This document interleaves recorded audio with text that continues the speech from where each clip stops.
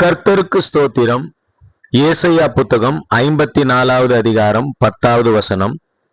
மலைகள் விலகினாலும் பர்வதங்கள் நிலை பெயர்ந்தாலும் என் கிருபை உன்னை விட்டு விலகாமலும் என் சமாதானத்தின் உடன்படிக்கை நிலை பெயராமலும் இருக்கும் என்று உன்மேல் மனதுருகிற கர்த்தர் சொல்கிறார்.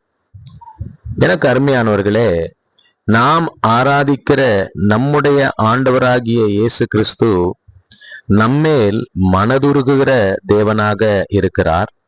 அது மட்டுமல்ல, அவருடைய சமாதானத்தின் உடன்படிக்கையை நம்மோடு கூட செய்தவராகவும் அது நம்மை விட்டு அகன்று போகாதபடிக்கு நிலை பெயராமல் இருக்கும்படியாக நம்மை நடத்துகிறவராகவும் காணப்படுகிறார்.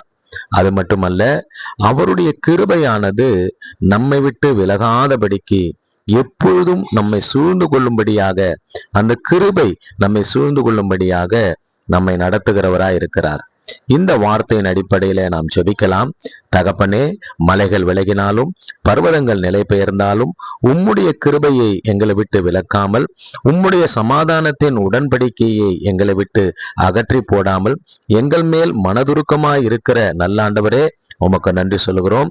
இப்பொழுதும் இந்த வார்த்தையை, ஜெபத்தை கேட்கிற ஒவ்வொருவரோடும் கூட உம்முடைய கிருபை இருப்பதாக, உம்முடைய சமாதானத்தின் உடன்படிக்கை நிலை பெற்று இருப்பதாக, நீர் அவர்கள் மீது உம்முடைய மனதுருக்கத்தை வெளிப்படுத்துவீராக. நீர் அவ்வனமாக செய்தபடியினாலே நன்றி சொல்லுகிறேன். இயேசு கிறிஸ்துவின் இனிதான நாமத்துல ஜெபிக்கிறேன் தகப்பனே. ஆமேன், ஆமேன், ஆமேன். God bless you all. கர்த்தர் உங்கள் எல்லோரையும் ஆசீர்வதிப்பார்.